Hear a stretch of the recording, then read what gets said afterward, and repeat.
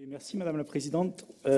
Concernant la Rhune, donc, puisqu'on en était là, nous trouvons cohérent que le Conseil régional accompagne le département des Pyrénées-Atlantiques sur cette opération d'investissement qui est quand même lourde, puisque les chiffres ont été cités. On est à plus de 20 millions d'euros, avec une participation très importante aussi de la région.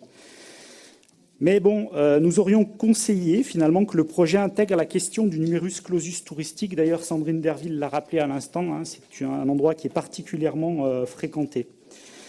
Donc nous aurions également souhaité une articulation autour d'une approche globale dans la requalification, et il faudra être particulièrement vigilant sur ce point-là, et notamment sur l'articulation parking-mobilité.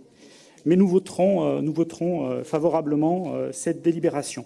Je vais être un petit peu plus long sur le deuxième volet de la SEM, parce que si vraiment on veut comprendre ce qui est en jeu, je crois qu'il faut rentrer véritablement dans le dossier.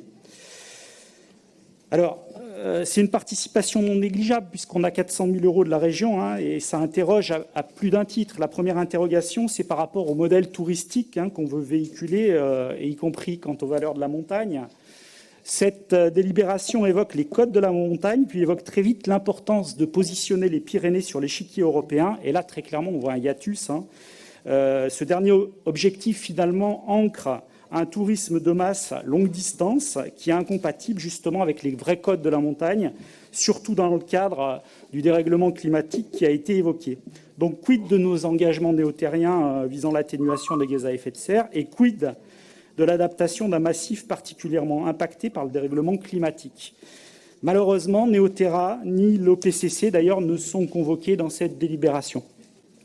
En fait, l'objet réel du projet arrive seulement en page 2 du protocole, page 12, si on lit bien dans notre délibération,